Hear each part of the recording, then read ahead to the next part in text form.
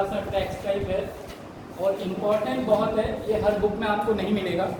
बहुत book refer करने के बाद इवन साउथ से नॉर्थ से तब हमने ये सब एक्यूमुलेट किया है, और जहाँ पे भी आप नोट करते जाइएगा, ठीक है। प्रीलिम के साथ साथ ये हिस्टोरिकल वे में जो बताएंगे आपके लिए, कभी कभी शॉर्ट नोट्स आते हैं, how Indian constitution was develop, तो उसके लिए भी अगर ध्यान से सुनोगे और लैंग्वेज के ऊपर कमांड है तो आप आराम से लिख सकते हैं, कमेंट में भी लिख सकते हैं, शॉर्ट नोट्स में भी, मेंस में भी। और प्रीलिम के लिए तो बताया आपको ना, थोड़ा सा डिलीटिंग मेथड से वो बताएंगे किसी दिन, how to solve the prelim paper, ठीक है। तो कमिंग लेट अस स्टार्ट कि भारतीय संविधान का विकास कैसे, एवोल्यूशन, डेवलपमेंट एक्चुअली अलग हो गया, लेकिन एवोल्यूशन कहाँ से शुरू हुआ आपको बताएं। जैसे महात्मा गांधी 1893 में गए थे साउथ अफ्रीका, और 1914 में साउथ अफ्रीका से चले। एक एक शब्द पे ध्यान दीजिएगा। साउथ अफ्रीका से दिसंबर 1914 में चले और जनवरी 1915 में पहुंचे थे। ये कभी कभी कंट्रोवर्शियल पॉइंट है कि गांधी जी कब आए, कहीं 1915 लिखा है 14, लेकिन सच्चाई ये थी क्योंकि उस वक्त बाई एयर नहीं आए थे, वो सेल करके आए थे, मतलब समुद्र के रास्ते से आए थे, इसलिए उन्हें इतना टाइम लगा। जब यहाँ पर 1914 में वहाँ से चल के 15 में पहुँचे, उस टाइम प्रथम विश्व युद्ध चल रहा था। और अगर और बैठ जाएं तो 1870 से 1880 के बीच में वो दौर था, जो भी वायसराय आए थे, क्योंकि हमने बताया ना 1858 से जो था वो ब्रिटिश गवर्नमेंट के पास इंडिया की कमान चली गई थी। तो पहला एक्ट आया था 1861 में। आपने देखा होगा जो एनजीओ चलाते हैं कि स्कूल होते हैं, तो उस पर जो सर्टिफिकेट होता है एनजीओ का, अभी भी वही होता है 1861। किसी के यहाँ पे एनजीओ चलती है, वो रूल आज भी चल रहा है। तो जितने एक्ट आए हैं वो सब गवर्नमेंट की तरफ से आए थे। तो एक दौर था 1876 से 1880 के बीच में, जब लॉर्ड लिप्टन गवर्नर जनरल थे, ठीक। उस टाइम जितने एक्ट थे, जैसे वर्नाकुलर प्रेस एक्ट, जिसे गैगिंग एक्ट भी कहते हैं, काला कानून भी कहते हैं। वर्नाकुलर प्रेस एक्ट में क्या था, रीजनल लैंग्वेज, वर्नाकुलर का मतलब होता है क्षेत्रीय भाषाएं। वर्नाकुलर टिपिकल शब्द नहीं है, ये क्षेत्रीय भाषाएं, जैसे हमने बताया कर्नाटक की कन्नड़ है, तेलुगु है, आंध्र प्रदेश की तमिलनाडु है, तमिल की, उड़ीसा की, ये सब ऑल चीज। तो इन पे वर्नाकुलर प्रेस एक्ट के अंतर्गत बैन लगा दिया था इन्होंने। उसका रीजन ये था कि राष्ट्रीय आंदोलन उस वक्त शुरू हुआ था और रीजनल पेपर में रीजनल पब्लिक को इन्फ्लुएंस करना आसान था, क्योंकि वो इंग्लिश नहीं जानते थे। अफकोर्स आज भी नहीं जानते अच्छे। अगर इंग्लिश वाले उतना, जैसे द हिंदू पेपर है उसकी इंग्लिश थोड़ा डिफिकल्ट रहती है, सब नहीं पढ़ पाते। तो उस टाइम जो नेशनल मूवमेंट को धार देने के लिए हमने बताया कि जो पहली मीटिंग हुई थी कांग्रेस की, इसमें 72 लोग थे, उसमें 39 बैरिस्टर और एडिटर्स थे, सब पढ़े लिखे लोग थे। तो जैसे ही बैन लगा, एक तो लिप्टन ने ये बैन लगाया था, दूसरा सिविल सर्विसेज की आयु 21 वर्ष से 19 वर्ष कर दी, जिससे इंडियन जो है सिविल सर्विसेज में ना जा सके। उसी ने सेंटर जो था इंग्लैंड और इंडिया में था, उस सेंटर को इंग्लैंड में कर दिया, जिससे लोग वहाँ पर इम्तहान देने ना जा सके, वही जा सके जो इकोनॉमिकली स्ट्रॉन्ग होंगे। आज भी सेंटर कर दिया जाए वहाँ पे तो मुश्किल हो जाता है। तो एक ये था। दूसरा, कपास जो सबसे ज़्यादा पैदा होती थी मध्य प्रदेश, महाराष्ट्र, राजस्थान में, उसमें उन्होंने लंका शायर, स्पेशली एक जगह है जहाँ पे क्रिकेट भी होता है, वहाँ पे ज़्यादातर मिल्स थी कपड़े की। वैसे तो मैनचेस्टर को हब कहा जाता है, हेवन ऑफ द टेक्सटाइल्स कहा जाता है, और बर्मिंघम को हेवन ऑफ इंडस्ट्रीज कहा जाता है। हमने बताया था शायद पिछले उसमें कि मैनचेस्टर में कपड़े के कारखाने ज़्यादा हैं और बर्मिंघम में सुई से लेकर टोप तक बनाई जाती है। बहुत फास्ट शुरू करूँगा मैं, क्योंकि फिर वहाँ तक नहीं पहुँच पाऊँगा। 2 दिन दिए हैं मुझे डेवलपमेंट ऑफ कॉन्स्टिट्यूशन के लिए। आप थोड़ा कंसंट्रेट करिएगा, आपको 10 मिनट्स टाइम देंगे क्वेश्चन आवर्स के लिए। तो ये था, प्लस एक और था, मिडिल क्लास लोगों के लिए, जैसे जो लोग बैरिस्टर थे और मजिस्ट्रेट बने हुए थे, उनके लिए बैन लगाया गया था कि आप यूरोपियन मीन्स ब्रिटिश लोगों का ट्रायल नहीं कर सकते।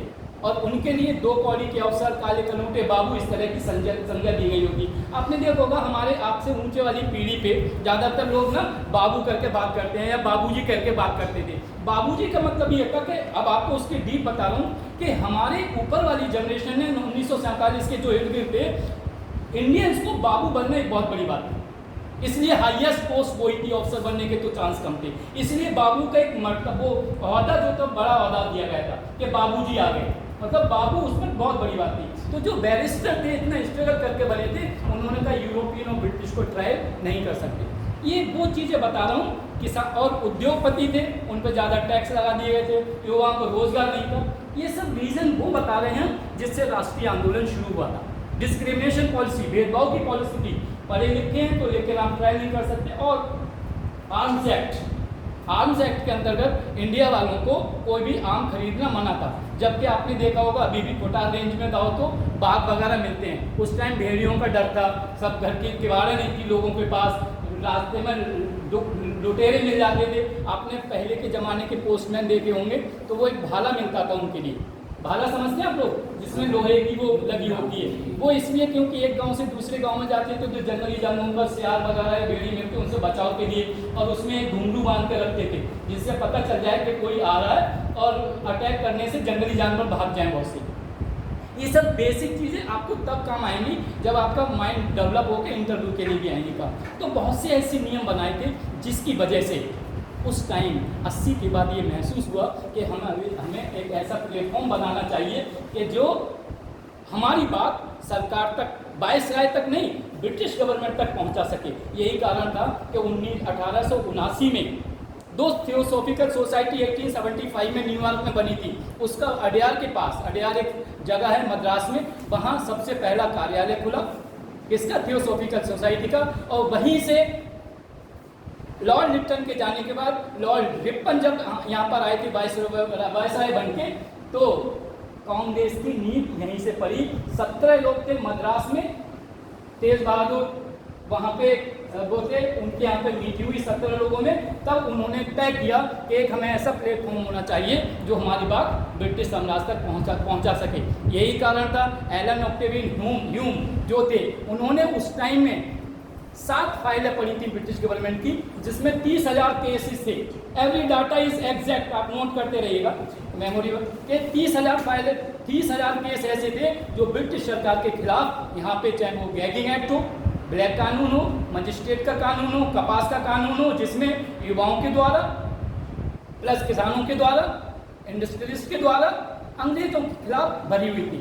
तब एलन ऑक्टेवियन ह्यूम जो कि ब्रिटिश सरकार का सिविल सर्वेंट था, इटावा में उनके नाम से एक वो भी है, कई चीज़ें बनी हुई हैं वहाँ पे इटावा। तो उन्होंने सोचा कि अगर, और ऐसा महसूस हुआ क्योंकि उस टाइम आर्म्स तो थे नहीं, लोगों के पास क्या क्या था, बल्लम थे, भाले थे, घासी थी, फरसा था, कुल्हाड़ी थी, ये लोकल वेपन थे। तो लोगों को लगा कि अब ब्रिटिश सरकार के खिलाफ इन लोगों ने अपने जो लोकल वेपन है उन पर धार देना शुरू कर दिया है। तब उन्होंने कहा कि अब इस जनता को रोकना है, इसके विद्रोह को रोकना है, तो हमें एक ऐसा प्लेटफॉर्म देना पड़ेगा जो सम्राट तक बात पहुंचे। उसके बाद 1884 में एक मीटिंग हुई, तब क्या वो कांग्रेस का है, आपके सिलेबस में नहीं, मैं डेवलपमेंट का आ रहा हूँ। तो 1885 में 28 दिसंबर 1885 को कांग्रेस का गठन हुआ। और वो डेट इसलिए रखी गई जो कि मैं पिछले क्लास में बता चुका हूँ, क्योंकि उस टाइम ज़्यादातर अंग्रेज क्रिश्चियंस की छुट्टी में ब्रिटिश जाते थे, इसलिए उन्होंने वो डेट रखी कि ऑफिसर बाहर होंगे और हम लोग अपनी बात आराम से रख सकते हैं। कमिंग टू इन सब चीज़ों को देखते हुए कांग्रेस को मैंने बताया था 1892 में 7 साल की जब कांग्रेस थी, पहला एक्ट आया जिसमें बजट में ये प्रोविजन दिए गए कि आप पूरक प्रश्न पूछ सकते हैं, वो पूरक प्रश्न के अलावा प्रश्न पूछ सकते हैं, उन्हें अधिकार दिया गया था।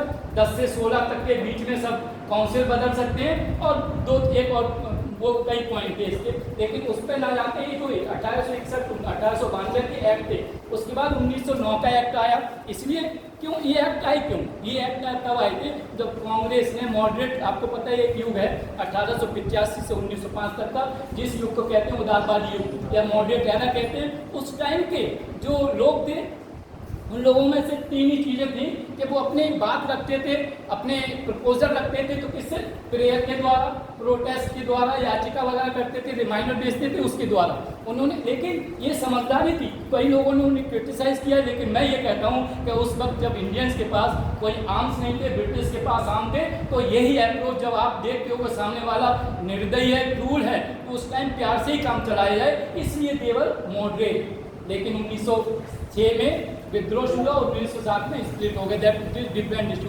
तब मजबूरी में 1907 के बाद 1909 में एक एक्ट आया, उसकी भी कुछ पार्ट हमारे संविधान में है। कमिंग टू आवर 1914, तो जैसे वो विश्व युद्ध शुरू हो गया था और 1915 में जब गांधी जी यहाँ पर आए थे, तो सबसे पहले गोपाल कृष्ण गोखले को मिले। गोपाल कृष्ण गोखले को क्यों मिले, इसकी भी मैं वजह बताऊं। गांधी जी जब साउथ अफ्रीका में थे तो एक पेपर निकालते थे, उसका नाम था पॉइनियर, और वो इंग्लिश मीडियम का पेपर था। ब्रिटिश सरकार की जो काली करतूतें थी वो सब इंडिया में भी आती थी बाई सेल करके, और उन्हें पता चला था गोपाल कृष्ण गोखले को कि वहाँ पर भी कोई हमारे साउथ इंडिया का एक बैरिस्टर है जो साउथ अफ्रीका में रेशियल डिस्क्रिमिनेशन के खिलाफ, भेदभाव के खिलाफ लड़ाई लड़ रहा है। तो गांधी जी सक्सेसफुल इसलिए रहे क्योंकि ब्रिटिश में भी शासन, ब्रिटिश का शासन साउथ अफ्रीका में भी था। तो जितने रूल थे, जैसे कहते हैं गवर्नर, जैसे अभी भी अमेरिका जो फॉरेन मिनिस्टर कहता है, क्या कहता है मालूम है, एशिया के विदेश मंत्री, ऑस्ट्रेलिया के विदेश मंत्री। हमारे यहाँ पे एक ही विदेश मंत्री है जयशंकर, लेकिन उनके हर एरिया के कॉन्टिनेंट के विदेश मंत्री हैं, और वो इसीलिए सक्सेसफुल है। हमारे तो एक के लिए भी पेमेंट देना मुश्किल होता है। उस टाइम भी यही था। तो जो नियम ब्रिटिश सरकार बनाती थी वो कहती थी gazette for south Africa, gazette for British, gazette for Russia, या पर्टिकुलर कई, मैंने कहा ना आपको, चाइना, रशिया, अमेरिका, सब पे राज था, तो ये सब निकाले थे। तो गांधी जी को ये एक्सपीरियंस था कि ब्रिटिश सरकार रेशियल डिस्क्रिमिनेशन करती है और यहाँ का मिसयूज कर रही है। क्यों? अब्दुल्ला नाम का एक यहाँ के इंडस्ट्रीज थे, उनके चचेरे भाई का मुकदमा लड़ने साउथ अफ्रीका गए जोहान्सबर्ग, और वहीं पे जाके बस गए जब उन्होंने देखा कि यहाँ पर डिस्क्रिमिनेशन हो रहा है ब्लैक इंडियंस के ऊपर। एनीहाउ कमिंग टू ईयर, तो पॉइनियर के थ्रू गोपाल कृष्ण गोखले ने जब न्यूज़ पढ़ी तो गोपाल कृष्ण गोखले साउथ अफ्रीका जा चुके थे। इसका मतलब पहली बार यहाँ नहीं मिले, वो सबसे पहले कहाँ मिले थे? साउथ अफ्रीका में। ये बैकग्राउंड बहुत सी बुक्स में ना हो, फिर भी मैंने कहा चलो आपको शेयर करूँ। तो वहाँ पे मिले, तो जैसे ही थे तो नया इंट्रोडक्शन नहीं था। तब गोपाल कृष्ण गोखले ने कहा कि आप यहाँ के इंडिया का, उनकी अलग अलग रीजन है, अलग अलग रिलीजन है, संस्कृति अलग है, यह एक राउंड लीजिए। तब उन्होंने भारत भ्रमण किया, लेकिन दुख की बात यह थी कि 1916 में गोपाल कृष्ण गोखले का देहांत हो गया था। उसी वक्त क्या होता है, चूंकि प्रथम विश्व युद्ध का, अब आती है संविधान की बात, प्रथम विश्व युद्ध शुरू हुआ था।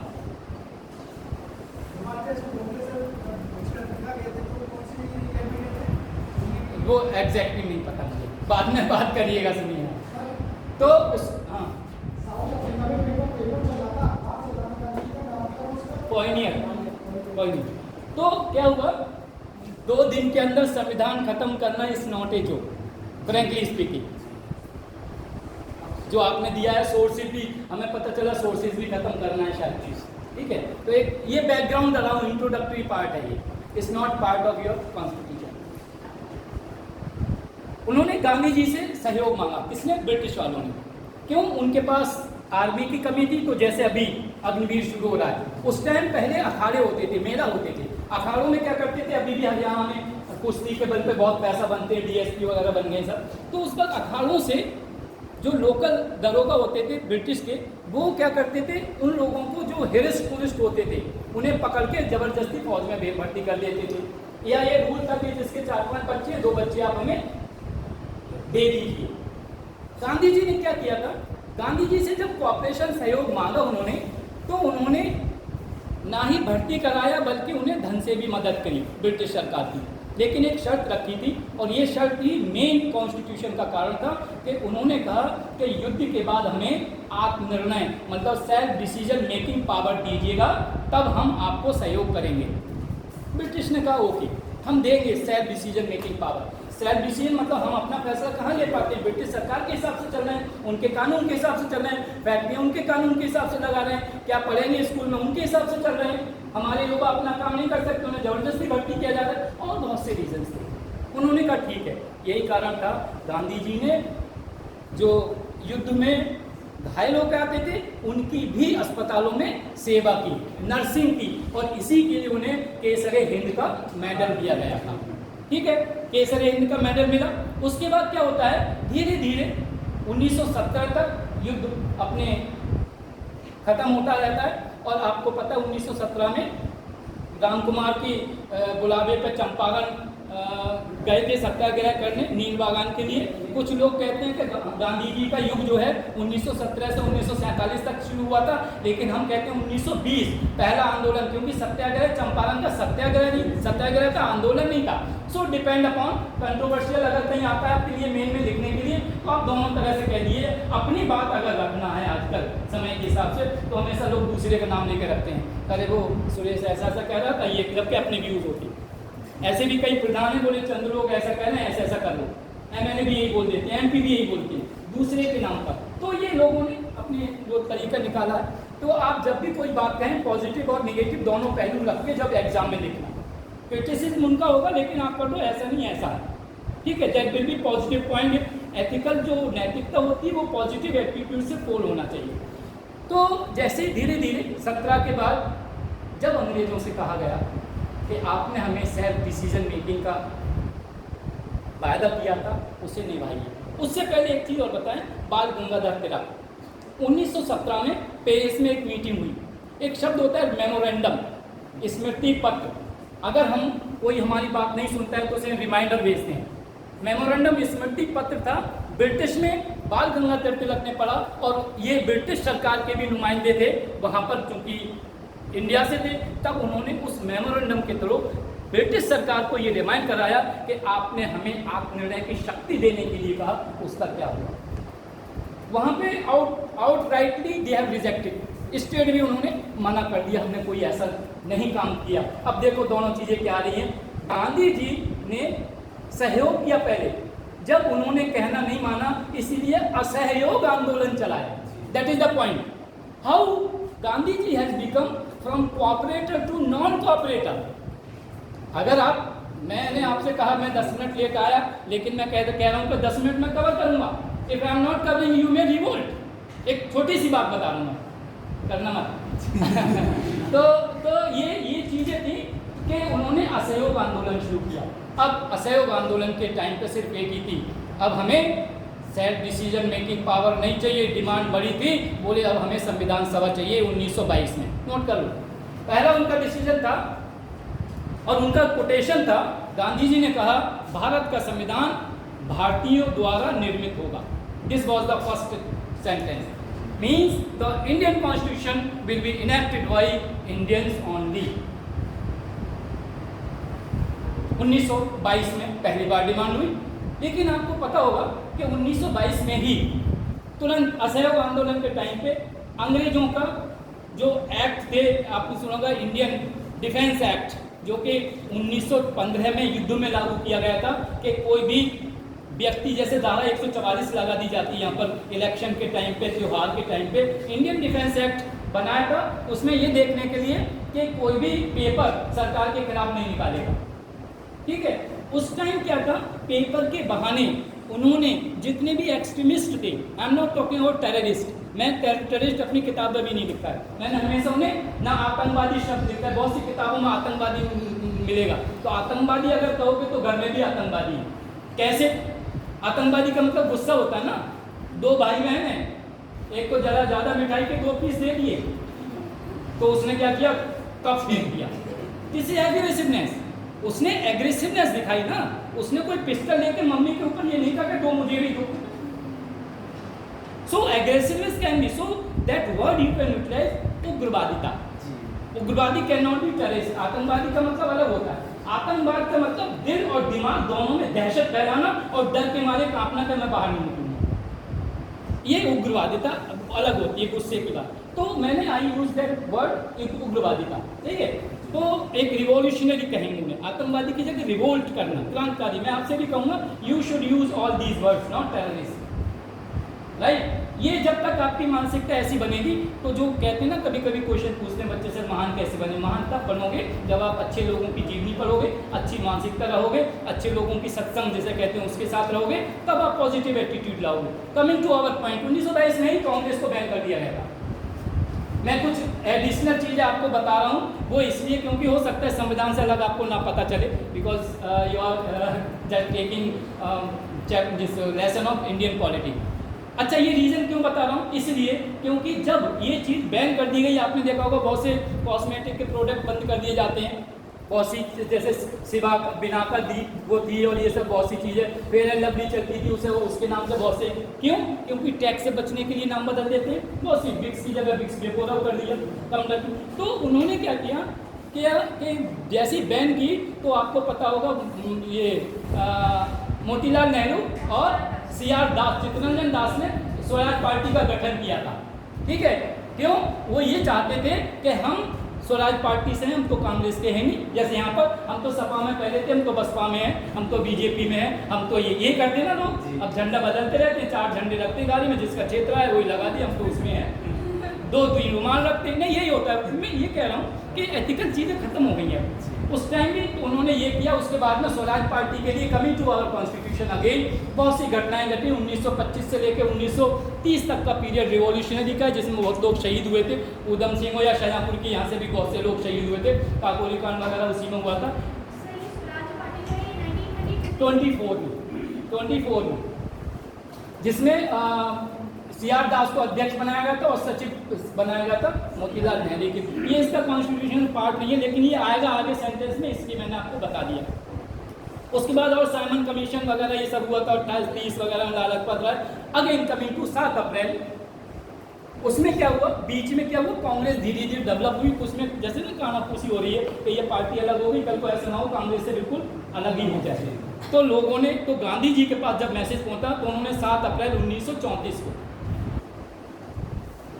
7 अप्रैल 1934 को, क्योंकि बीच में ये 1926-27 की बात है, जब साइमन कमीशन आने को था, उस टाइम क्या हुआ, सब एक हो गए थे और स्वराज पार्टी के नाम को थी, लेकिन वो कांग्रेस में पार्टिसिपेट करने लगे थे। लेकिन सविनय अवज्ञा आंदोलन जो हुआ था, उसमें 3 meeting, first round table conference, second round table conference, third round table conference. मेरी इच्छा थी, लेकिन आपके पास मुझे लिमिटेड टाइम दिया गया वो सब पढ़ाने की, नेशनल मूवमेंट, तो आपको आसानी से समझ में आ जाता। बट आई हैव बाउंडेशंस, मेरी पैराफरी 2 दिन में खत्म करना ही। तो 7 अप्रैल 1934 को स्वराज पार्टी को दोबारा जिंदा किया गया था, क्योंकि सबने अवज्ञा आंदोलन में फिर कांग्रेस नेताओं को पकड़ लिया गया था। आपको पता है डॉक्टर BR अम्बेडकर सिर्फ भी ऐसे व्यक्ति थे जिन्होंने तीनों राउंड टेबल कॉन्फ्रेंस अटेंड की, और सेकंड बारी सिर्फ गांधी जी ने की, जिसमें 7 सितंबर को पहुंचना था, 12 सितंबर को पहुंचे थे, 5 दिन लेट पहुंचे थे। कमिंग टू प्रेशर, जैसी 7 अप्रैल को प्रेशर आया, स्वराज पार्टी रिवाइव की गई और दूसरे नाम से आंदोलन शुरू किए गए। तब 1935 में पहली बार ब्रिटिश गवर्नमेंट ने एक एक्ट बनाया, जो हम जिसका बहुत सा बड़ा पार्ट संविधान में है, उसे कहते हैं 1935 एक्ट, इंडियन एक्ट। ठीक है, उसके बाद 28 दिसंबर 1936 को एक अधिवेशन होता है।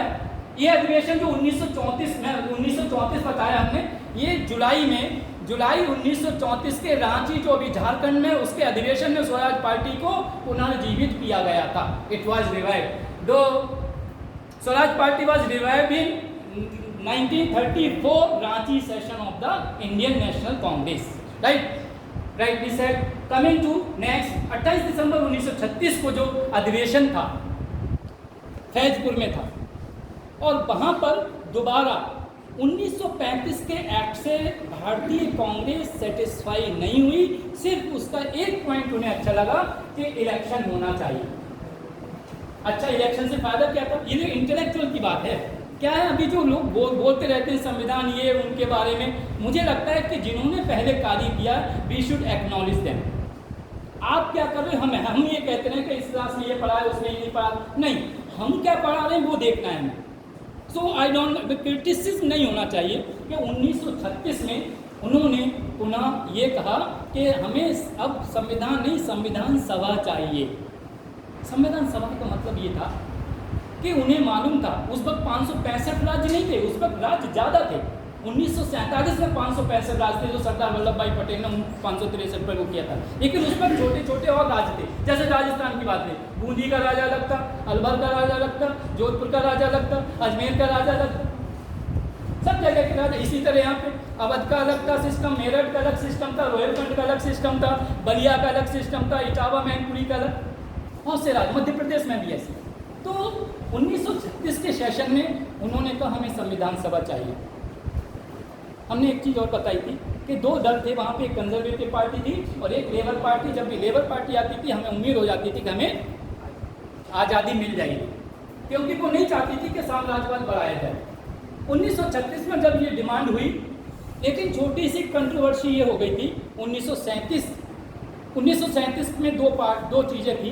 1937 में नेताजी सुभाष चंद्र बोस, जिन्होंने उस टाइम 1922 में असहयोग आंदोलन में हिस्सा लेना शुरू किया था, अब वो पूरे यंग हो गए थे, एक मेच्योर कैंडिडेट के रूप में। तो 1937 में 1935 के एक्ट से, ये एडिशनल पॉइंट है, 1935 के एक्ट के हिसाब से इलेक्शन हुए और उसमें 6 प्रांतों में, प्रांत कहते थे उस टाइम, 6 प्रांतों में कांग्रेस की बहुमत के साथ सरकार बनी और उन्होंने सरकार बनाई भी, उन्होंने सरकार बनाई थी। जबकि पहली सरकार 1922 में असहयोग आंदोलन के टाइम में बलिया में बन गई थी, बलिया स्टेट था उस टाइम, ठीक। लेकिन ये सरकार जो बनी थी ये 6 प्रांतों में, जिसमें उस वक्त जब हम बात करते तो पाकिस्तान और बांग्लादेश हमारे साथ था, ये मान में रखिएगा। जब तक आप साइकोलॉजिकली ये फील नहीं करेंगे तब तक समझ में नहीं आएगा।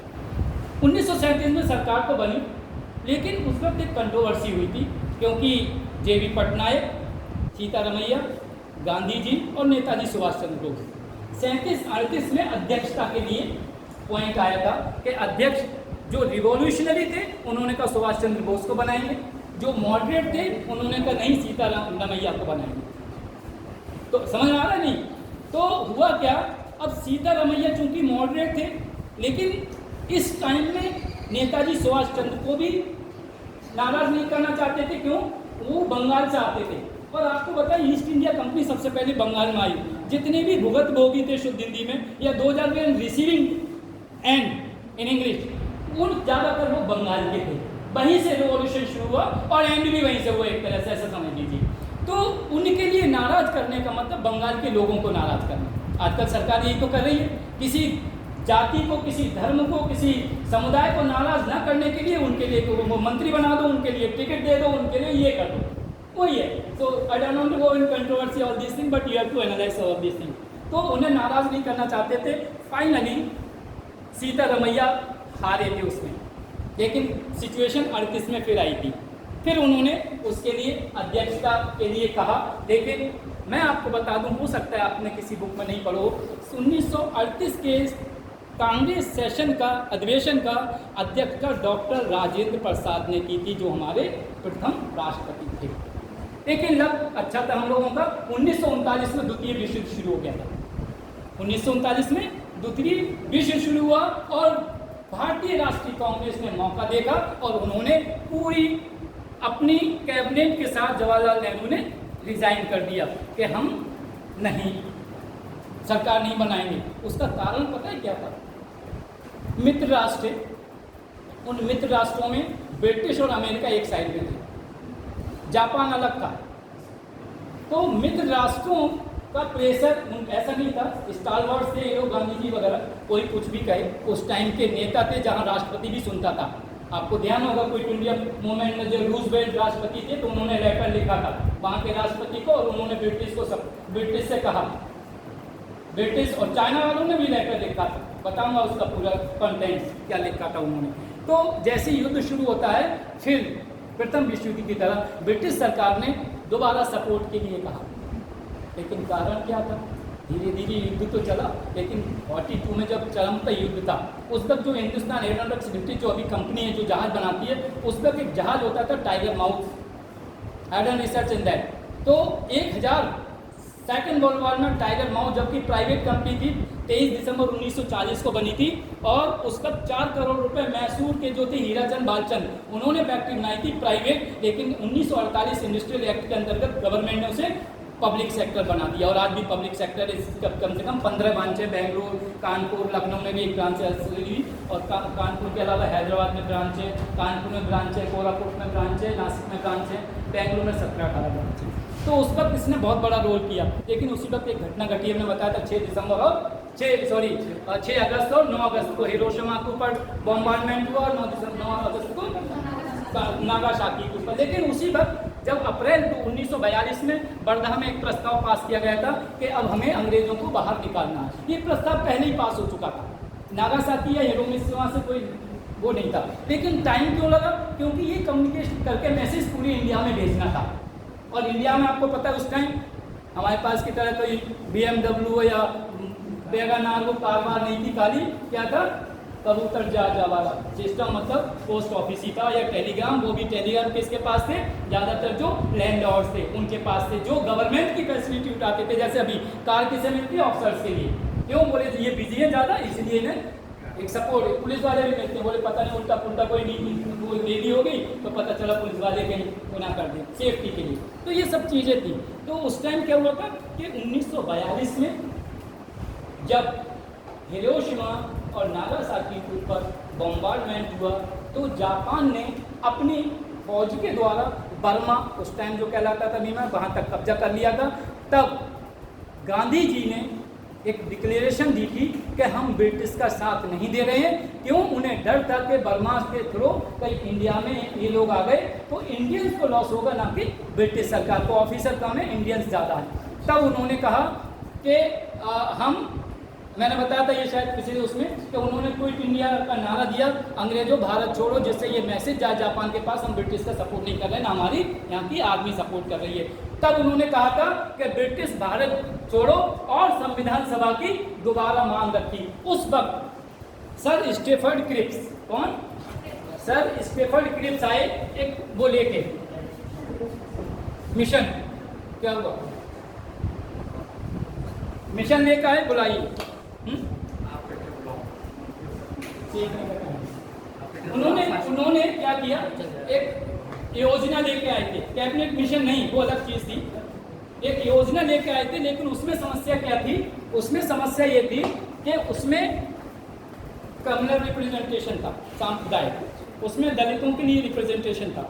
लेकिन गांधी जी ने उसे आउटराइटली रिजेक्ट इसलिए किया कि ये तो हमारे देश को बांटने की बात है और हमारे देश की विभिन्न जातियों को बांटने की बात है, इसलिए उन्होंने आउटराइटली रिजेक्ट कर दिया। उसके बाद क्या होता है, दोबारा एक कैबिनेट मिशन 1946 में आता है, कमिंग टू आवर कॉन्स्टिट्यूशन।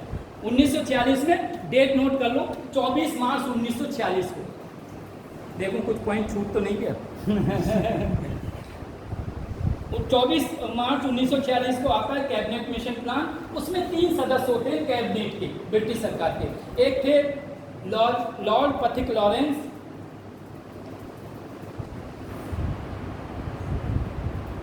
क्या थे? लॉर्ड पथिक लॉरेंस, ये थे भारत सचिव, इंडियन सेक्रेटरी। डीएम के बाद क्या बनते हैं? Back side. डीएम के बाद प्रमोशन में क्या होता है? सचिव। चलो, तो ये भारत सचिव थे, ठीक है। सचिव क्या होता है? सचिव गवर्नमेंट की पोस्ट होती है। और जैसे डेमोक्रेसी है, आपने देखा होगा ग्राम प्रधान के साथ में ग्राम सचिव होता है, होता नहीं होता? तो वो मॉनिटर करता है कि what ever budget has come on village level, weather he is monitors in fact whether it is expanded in right way or not, in right direction। कहीं ऐसा तो नहीं है कमीशन खा के उन्होंने अपना पेट भारी कर दिया और कहीं वो नहीं किया। तो इसलिए भारत सचिव थे। लॉर्ड पति, ये क्वेश्चन आता है एमसीक्यू में, what was the portfolio? Portfolio के 2 तरह के शब्द होते हैं, एक डेजिग्नेशन कहलाता है, एक पोर्टफोलियो। एक होता है डेजिग्नेशन, एक पोर्टफोलियो।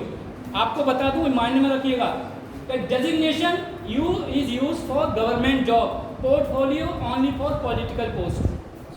आप जैसे कहते हैं डीएम का पोर्टफोलियो शब्द है ही नहीं, माइंड में रखिएगा। पोर्टफोलियो शब्द जो है केवल पॉलिटिकल पोस्ट है, वो मिनिस्टर का होता है, राइट? चेक कर लेना गूगल पे, जहाँ पर तो वो थे। और दूसरे इसके मेंबर थे Stafford Cripps, sir Stafford Cripps. चलने लगा ये, चलो। अनटाइटल्ड क्या है?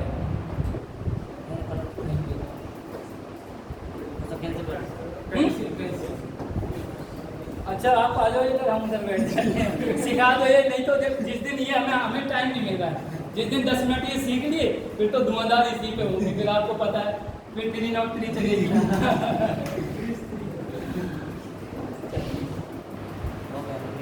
हो गया? अरे ये वाइट करो, सब कलर आपने अच्छा ये तो हमने तो ये सोचा हुआ है कि वाइट कलर चेंज कर लीजिए, हैं, कलर चेंज कर लीजिए। क्या करें इस पे वाइट?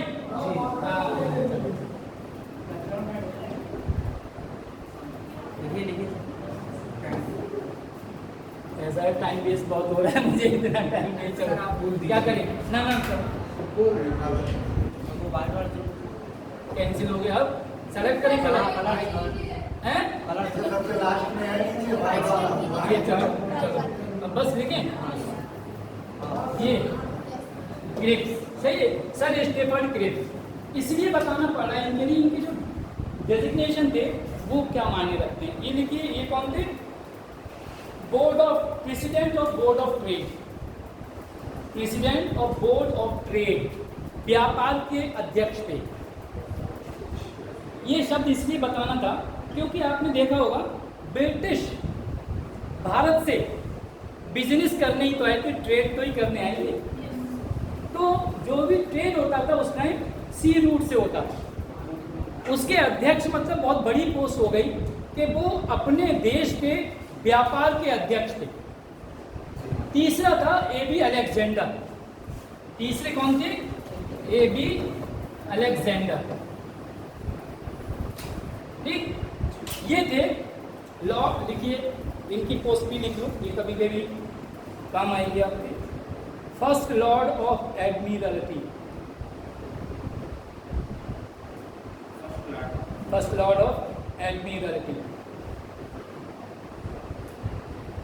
एडमिरल से बना है एडमिरल्टी। ये एडमिरल क्या होता है? Navy officer, navy officer. और फर्स्ट लॉर्ड इसलिए कहते हैं, फर्स्ट माने लेफ्टिनेंट, लेफ्टिनेंट माने क्या होता है? लेफ्टिनेंट मीनिंग क्या होता है? लेफ्टिनेंट गवर्नर जो दिल्ली का कोई आर्मी अफसर है, तो फिर इसीलिए कहना नहीं चाह रहा था, लेकिन मजबूर हो जाता हूँ कभी नहीं। हाँ देखिए, सब डीएम, सब डीएम, डिस्ट्रिक्ट मजिस्ट्रेट, सब डिस्ट्रिक्ट मजिस्ट्रेट, जिसे जिलाधिकारी, उप जिलाधिकारी, इंस्पेक्टर, सब इंस्पेक्टर, इसी में आ गए। प्रेसिडेंट, राष्ट्रपति, उपराष्ट्रपति, या वाइस आता है, वाइस माने भी सब होता है। इसी तरह डिप्टी, डिप्टी क्या? एसपी, डिप्टी एसपी, डीवाईएसपी जिसे लोग ज़्यादातर बोलते हैं। और इसी तरह गवर्नर, राज्यपाल, लेफ्टिनेंट गवर्नर, उपराज्यपाल। लेफ्टिनेंट माने अब होता है। अब यहाँ पे आ जाओ, एक होता है फर्स्ट माने फर्स्ट और सेकंड, एक पहले पोस्ट होती थी सेकंड लेफ्टिनेंट, फिर बनता था लेफ्टिनेंट, फिर बनता था कैप्टन, ये था। अब सेकंड लेफ्टिनेंट पोस्ट खत्म कर दिए। तो यहाँ पे फर्स्ट एडमिरल की जो पोस्ट होती है, जैसे यहाँ पर आर्मी का होता है जनरल होता है और लेफ्टिनेंट जनरल होता है। एयरफोर्स में चीफ ऑफ एयर स्टाफ होता है और डिप्टी चीफ होता है। इसी तरह फर्स्ट मतलब ये उनका डिप्टी था नेवी का। अब इसमें देखो, ट्रेड का आगे अध्यक्ष, बिजनेस कैसे होता है? नेवी के थ्रू होता है। नेवी का जो सेकंड था वो भी आया, प्लस भारत का सचिव, तीनों बहुत बड़ी पोर्टफोलियो। तो ये कैबिनेट, और तीनों कैबिनेट में थे, ये कैबिनेट में थे। कैबिनेट पार्लियामेंट्री में, कैबिनेट एक्चुअली सरकार है। हमारे यहाँ पर भी मेन क्या है? 3 तरह के मिनिस्टर होते हैं, एक डिप्टी मिनिस्टर होते हैं, मिनिस्टर ऑफ स्टेट होते हैं, कैबिनेट मिनिस्टर होते हैं। तो कैबिनेट मिनिस्टर ही सरकार है, ये माइंड में रखिएगा। यहाँ पे सरकार कौन है? कैबिनेट। इसीलिए cabinet minister is responsible to hold parliament. If any minister is found accused of any crime, he should resign or he should be forced to resign, otherwise whole government will be dissolved and election will be conducted again. Got it? ये है कुल 2 बार। इतनी तो समझते होंगे, इतनी तो English में है, ठीक है। तो ये नियम है। चलो, ये तीनों आए, इन्होंने कहा हम संविधान सभा का निर्माण करेंगे, हम संविधान सभा का निर्माण करेंगे। उन्होंने क्या किया? 389, जो कि आपको पता है, सब लोगों को पता है, कितने मेंबर थे? 389 मेंबर सेलेक्ट हुए थे। लेकिन 389 मेंबर कहाँ कहाँ से थे मैं आपको बता दूं, क्योंकि उस वक्त क्या था, उस अभी जैसे यूनियन टेरिटरी है, अभी यूनियन टेरिटरी है, उस वक्त कुछ नाम होता था उसका। सोचा करो, देश आपसे बहुत कुछ, आप लोग सचिव होगे, नीतियाँ बनाओगे, बेसिक चीज़ें आपको अपने आप को सेल्फ स्टडी किया करो, बहुत सी चीज़ें, ठीक है। 389 मैं बता दे रहा हूँ, देखिए क्या बाइफर्केशन था इनका। 93 मेंबर्स, 3 मतलब जो संविधान सभा के थे, 93 मेंबर्स देशी रियासतों के थे। देशी रियासत मतलब राजा, महाराजा या नवाब।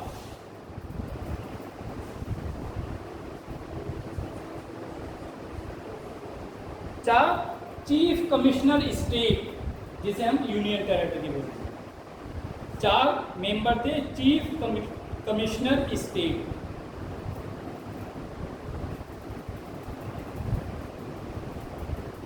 टू 92 मेंबर्स थे फ्रॉम प्रोविंसेस, राज्यों से, प्रांतों से, प्रांत देखिए राज्य में प्रांत, उस वक्त जो पीसीएस कहते थे ना, प्रोविंशियल सिविल सर्विस कहते थे, प्रांतीय, वहाँ से थे। एक पॉइंट ये हो गया।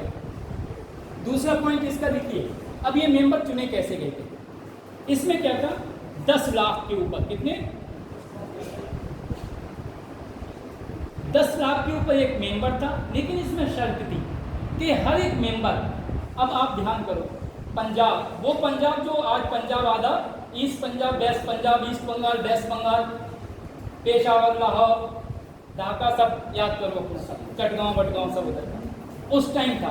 तो उस वक्त पंजाब का मतलब, पंजाबी का मतलब सिख नहीं था, सिख अलग चीज़ था, पंजाब में जो रहने वाले पंजाबी कहलाते थे। जैसे पहले मद्रास था, मद्रास में आंध्र प्रदेश, कर्नाटका, केरला और तमिलनाडु चारों थे, और सबको मद्रासी बोलते थे। अभी भी अगर खड़े हों तो आप पहचान ही नहीं पाओगे कौन मद्रासी कौन वो है। तो हैदराबाद में आपको बताऊं एक अच्छी चीज़ कि सबसे स्वीटेस्ट लैंग्वेज तेलुगु है, सबसे स्वीटेस्ट लैंग्वेज तेलुगु है। और वहाँ का, जैसे हम तो फेस से पता चल जाता है सबसे स्वीटेस्ट। वहाँ का अगर लिटरेचर पढ़ोगे, क्योंकि हिंदी इंग्लिश दोनों में लिटरेचर कभी कभी वहाँ आता है, वहाँ पे भी बहुत से लोग हैं साउथ में, तो वहाँ पे अलग अलग सोच रहती है वहाँ पे, है ना। तो जो अगर वहाँ पे अब कोई आंध्र प्रदेश का आदमी है, उससे कह दो मद्रासी, वो लड़ पड़ेगा आपसे। एक हुआ ऐसा, हमारे साथ में कई लोग थे, कई जगह के थे, तो उससे वो आंध्रा का था लड़का, वेंकट रमन, उससे बोल दिया ए मद्रासी इधर, दोस्त था, बोले वो यूपी का था, यूपी को आप जानते हो, बड़ा अच्छी सोच होती है पूरा बात। तो उन्होंने क्या, उसने पता क्या बोलता, ए तो यूपी का है ना, तो उससे मैं हरियाणवी बोलूँ तो क्या कह रहा, अच्छा हरियाणी बोल, उसके लिए टेढ़ा लगा, बोले हरियाणी में कल वही, वहाँ तो ऐसा लोग बोलते हैं कल्चर के नाम पर एग्रीकल्चर तो हरियाणवी वो कह दिया। तो लोग, हमें आपको यही वो करना है, डिस्क्रिमिनेशन नहीं, उसमें डाइवर्सिफिकेशन करना है कि हम पर्टिकुलर एरिया की चीज़ें जानें, वहाँ पे क्या चलता है, ये सब चीज़ें। तो उन्होंने कहा कि हर जाति या क्षेत्र के क्षेत्रीय लोगों के 10 लाख के ऊपर एक मेंबर होगा वहाँ पे। अब देखो ये कितनी छोटा सा सेंटेंस है, लेकिन एक डीप चीज़ें देखो कि यहीं से अखंड भारत और एक भारत की नींव पड़ती है। अगर उस वक्त ये सोचा गया होता कि 10 लाख पे क्षेत्र के लोगों का, आज भी तो यही हो रहा है, रिजर्वेशन पॉलिसी में ओबीसी एससी एसटी की रिप्रेजेंटेशन के लिए आप मेंबर देते हैं, चाहे प्रधान के सभासद के लिए हो, प्रधान के लिए हो, मेंबर ऑफ पार्लियामेंट के लिए, एमएलए के लिए हो, यही तो कर रहे हैं। तो उस वक्त भी यही सोचा था, क्यों, क्योंकि जिससे उनको ये ना लगे कि संविधान सभा बन रही है, नियम कानून बन रहे हैं, हमारे लिए नेग्लेक्ट और इग्नोर किया जा रहा है। तो उन्होंने कहा कि पहला पॉइंट है इसका कि उन 10 लाख को उस क्षेत्र के, जैसे मुस्लिम बहुल है, सिख बहुल है, बुद्ध बहुल है, जैन बहुल है, हिंदू बहुल है, जो भी जिस क्षेत्र के, या फिर जनजातीय हों, शेड्यूल ट्राइब हों, जिनका अपना मोहल्ला नहीं होता था, आज भी बसते थे, उन लोगों के प्रत्येक 10 लाख पे था। अगला पॉइंट और लिख लीजिए कि प्रत्येक प्रोविंस का प्रतिनिधित्व जो करेगा वो कौन करेगा, उस प्रदेश से होगा। और अगर उस प्रदेश में उस किसी संप्रदाय की जनसंख्या ज़्यादा है तो उस संप्रदाय के लोग ही उसे चुनेंगे, जिससे उसकी बात भी संविधान सभा में सुनी जाए और उसके पॉइंट भी लिखी जाए। इसीलिए हमारा संविधान भारत का सबसे लार्जेस्ट संविधान बन गया है, क्योंकि उसमें सभी धर्म, जाति, भाषा सबका को समाहित किया गया है। It is mixture of all the religion, ration, caste and creed and सभी चीज़ का, क्षेत्रीय रीजनल का। नेक्स्ट पॉइंट इसका था कि अल्पसंख्यकों को अधिक सीटें नहीं दी जाएंगी जो पहले दी जाती थी। अल्पसंख्यक, उस वक्त मुस्लिम अल्पसंख्यक नहीं थे, बंगाल और पाकिस्तान लगा लो अल्पसंख्यक थे, उसमें पारसी जो अभी है ही नहीं। 52 परिवार हैं पूरे हिंदुस्तान में पारसियों के, ज्यूज के, केवल 52। हाँ, वो भी ज़्यादा महाराष्ट्र में, बॉम्बे वो 52 पर वो है। तो बुद्ध हैं, जैन हैं और छोटे छोटे बहुत से संप्रदाय। एक नया संप्रदाय बना है हमारे इंडिया में पिछले 1-1.5 साल में, बताओ। हाँ, बता चुके थे। कौन? लिंगायत समुदाय बना है कर्नाटक में, सुना है, पढ़ा है आप लोगों ने? Keep update your self. मेरे क्लास में भी तो नहीं आ रही इसलिए जब अभी हम क्लास लेकर आए, एनडीए, मेरा क्लास नहीं था यहाँ पे आज, मेरा एनडीए में था। देर इसलिए हुई, थोड़ा सा पेट पूजा भी करना था मुझे माइनॉरिटीज़ उसने कहा था, लिख लीजिए, पॉइंट ही बता दे, हम आगे पूरा ही बोल दे रहा हूँ सेंटेंस। अल्पसंख्यकों को अधिक सीटें नहीं दी जाएंगी, केवल 3 लोग, आगे लिख लीजिए, ओनली 3 टाइप्स ऑफ पीपल, केवल 3 लोग, साधारण मतलब जनरल, सामान्य, साधारण को लिखिए आप, सामान्य,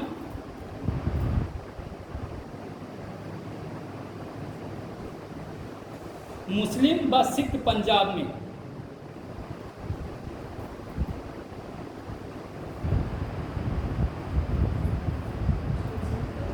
मुस्लिम व सिख पंजाब में ब्रैकेट में कर दो, बिकॉज स्पेशली फॉर पंजाब। अगला पॉइंट जल्दी से लिख लीजिए, रियासतों का प्रतिनिधित्व। रियासत मतलब जो छोटे छोटे राजा, देसी रियासतें थी जो 292 मेंबर्स थे, उसके रियासतों का representation, the representation of means क्या, स्टेट रूल्ड पीपल, जनसंख्या के आधार पर, लेकिन प्रतिनिधि,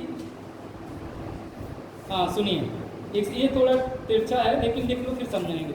जनसंख्या के आधार पर लेकिन प्रतिनिधि, बट रिप्रेजेंटेटिव, ब्रिटिश भारत संबंध।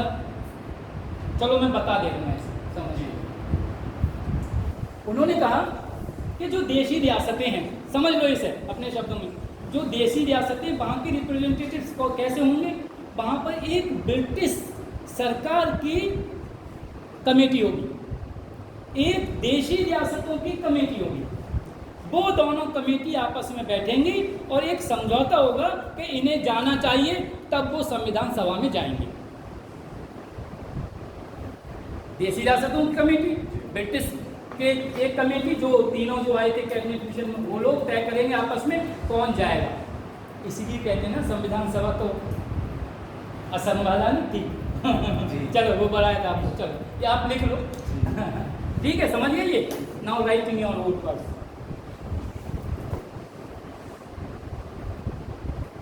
जिसे हम कहेंगे आपसी समझौता समिति, निगोशिएटिंग कमेटी कहेंगे उस कमेटी को। हो गया? अरे हम बता तो दे रहे हैं। देशी राज्यों की समिति, ब्रिटिश साम्राज्य की समिति, ये दोनों मिलकर एक समिति बनेगी जिसे निगोशिएटिंग कमेटी कहा जाएगा। वो लोग संविधान सभा में प्रतिनिधि का चुनाव करेंगे। हो गया? नेक्स्ट बड़ा इंपॉर्टेंट है, जो हम भारत डिवीजन की बात करते हैं वो कैसे होगा, वहीं से अगला है। इसमें देखिए, प्रांतों के लिए अलग संविधान,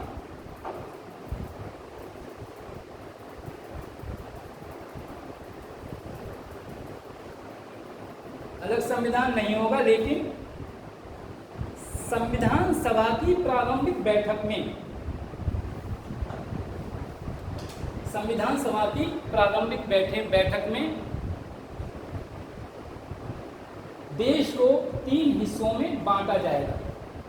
देश को किसके लिए? देश को बांटा जाएगा मतलब संविधान सभा के प्रतिनिधि के लिए, वैसे नहीं कह रहे बांटने को, संविधान सभा के प्रतिनिधि के हिसाब से 3 हिस्सों में बांटा जाएगा, 3 ग्रुप्स में, समूह में। फर्स्ट ग्रुप क्या कहलाएगा? पहले ग्रुप में देखिए, पहले ग्रुप में हिंदू बहुल क्षेत्र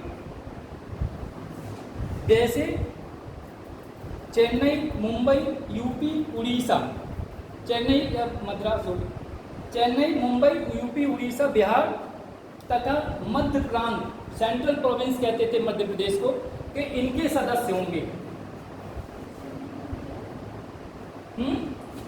चेन्नई, मुंबई,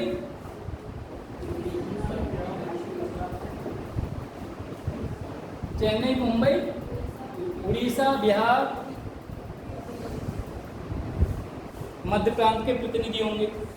दूसरे ग्रुप में, दूसरे समूह में सिंध, बलूचिस्तान, सिंध, बलूचिस्तान और north west frontier, north west frontier province, NWFP।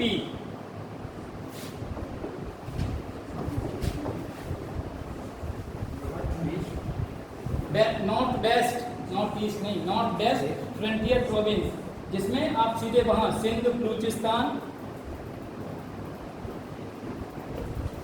Sindh, Balochistan और MWFP अलग है, ये अलग कहलाता था। कौन कहता था फ्रंटियर? गांधी, खान अब्दुल गफ्फार खान।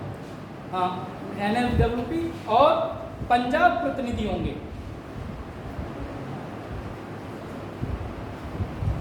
और पंजाब के प्रतिनिधि होंगे। तीसरे ग्रुप में बंगाल और आसाम सम्मिलित थे, तीसरे ग्रुप में बंगाल और आसाम। अब बंगाल का मतलब, आसाम का मतलब ये काफ़ी बिहार का भी एरिया कवर करता था, उड़ीसा भी कवर करता था, पूरा बंगाल भी कवर करता था। और बंगाल मतलब मेघालय, मिजोरम, त्रिपुरा, वो सब पूरा एरिया था, बहुत बड़े बड़े एरिया थे ये, तो ये पूरा कवर करेगा। अब इन्हें कैसे कहा गया, लिखिए इसके आगे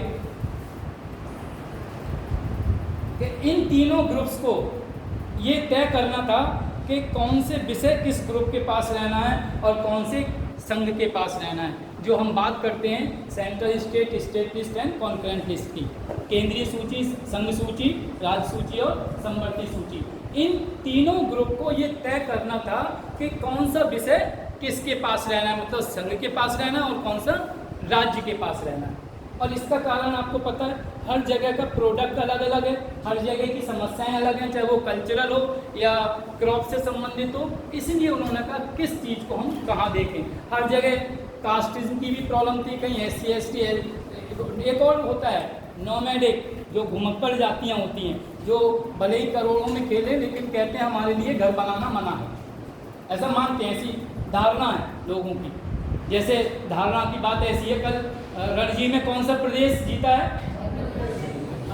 मध्य प्रदेश। मध्य प्रदेश के जो कोच थे 23 साल बाद ये जीते हैं। और कल उन्होंने, जब तक मैच हुआ था, अपने पैरों पे टॉवल सफ़ेद डाल के रखी थी, ये उनका टोटका था। आज के अमर उजाला में आया है, ये उनका टोटका था और बोले इसीलिए जीते हैं। इसका मतलब टीम ने तो कुछ किया ही नहीं। आज पढ़िए अखबार ये अमर उजाला, बोले ये टोटका था कि पैरों पे टॉवल डाल के बैठे थे, इसीलिए जीते। एग्री हैं? तो क्या अमर उजाला पढ़ दो। थोड़ा सा लाइट मोमेंट कर देता हूँ, आप लोग बहुत सीरियस हो जाते हो, जैसे आज ही जीएम को कहो कि साइड से हो जाता। चलो नहीं, you should be serious but towards your goal, towards your goal you should be serious. चलो ठीक है। नेक्स्ट है इसमें कि नए संविधान के अधीन, नए संविधान के अधीन पहले चुनाव के बाद, देखो बहुत अच्छा है, जब संविधान बन जाएगा और पहला चुनाव हो जाएगा। आपने देखा होगा 1956 में पहला रीऑर्गेनाइजेशन एक्ट आया था स्टेट उसका, है ना। और बहुत दिन बाद, बल्कि पाकिस्तान के लिए तो आप हिस्ट्री उसकी पढ़ोगे तो कई राज्य जैसे थे 1956 में अलग हुए, 1961 में गोवा को हमने लिया था, कई बहुत सी चीज़ें आई थी बाद में। आप उसका पूरा जियोग्राफी वाले पढ़ाएंगे आपको। क्यों, क्या हुआ? चलो रिकॉर्डिंग हो रही है। चुनाव के बाद हाँ, नए संविधान के अधीन पहले चुनाव के बाद प्रत्येक प्रांत को, एक एक शब्द की, प्रत्येक प्रांत को ये छूट होगी कि वो एक ग्रुप से दूसरे ग्रुप में जा सकता है, एक ग्रुप से दूसरे ग्रुप में जा सकता है, ये छूट होगी उसके लिए। ठीक है।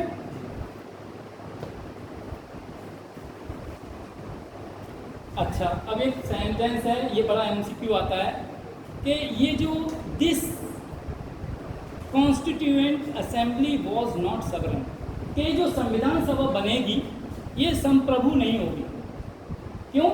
क्योंकि ये जो संविधान सभा बनी थी वो तो ब्रिटिश ने बनाई थी ना, अपने हिसाब से, अपने रूल से। तो ये क्वेश्चन अगर आता है तो आपको यही बात करके करना है कि ये सभा जो थी संप्रभु नहीं थी, अगर 46 में लिखोगे, लेकिन ये संप्रभु हो गई थी। क्यों? जब 284 लोगों ने उस पर हस्ताक्षर किए थे, उस वक्त हमारा देश आज़ाद हो चुका था, तब हम संप्रभु हुए थे। ठीक, तो ये मैंने आपको एक इसलिए कहा था कल पिछले लेक्चर में भी, आज भी, कि if you are criticising to someone, give a supporting point, एक सपोर्टिंग पॉइंट दीजिए और नीचे आके उसे न्यूट्रल बना दीजिए। होता ना, अगर मगर परंतु लेकिन चूंकि गोया इसीलिए शब्द इसलिए बने कि आगे सेंटेंस जोड़ने को, all these are adjectives, if not, yet, ये सब चीज़ें इसलिए, बिकॉज, बाय, बिकॉज, ये सब इसलिए जुड़े हुए हैं। क्यों? आप कहीं ना कहीं so have a positive feeling, have a positive writing, ये चीज़ें बहुत ज़रूरी है। अगर आप दूसरे के विचारों को फॉलो कर रहे हैं, it means you don't have decision making power. आपके अपने विचार कहाँ गए? तो मैं चाहता हूँ you should inculcate your own ideology, अपने विचार बनाइए। आप भले ही गलत हों, डिस्कस करिए जिन्हें आप समझते हैं कि ये हमारे विचारों को शेप दे के अच्छा सा चमका देंगे, आप उनसे डिस्कस करिए। Those are near dear to you, तो उनसे बात करिए। ये चीज़ें बहुत ज़रूरी है। मैंने बताया था day one day itself that you may score from 80% to 90%, 90 to 95, but it is very difficult to develop the qualities within 4 months। So now start yourself now itself, from home itself, कि मुझे कैसे बैठना, feel among yourself कि yes I have to develop my inner qualities, inner conscious to become an officer. ठीक है, वो एक to develop किए, ऑफिसर लाइक क्वालिटीज डेवलप कीजिए। तो बस यही है कि सोच, थोड़ा सा अप्रोच भी अपने आप आएगी, फिर अपने आप सुबह उठोगे जब आपको फिक्र हो जाएगी। तो समझना है। तो नेक्स्ट है इसका कैबिनेट मिशन प्लान। ये जो था, चलो इसके लिए कह दूँ, ये जो संविधान सभा बनी थी इतने लोगों को मिलकर 6 जून 1946 को इस सभा के लिए मुस्लिम लीग ने स्वीकार किया और 25 जून 1946 को भारतीय राष्ट्रीय कांग्रेस ने एक्सेप्ट किया। दोनों डेट लिख लीजिए।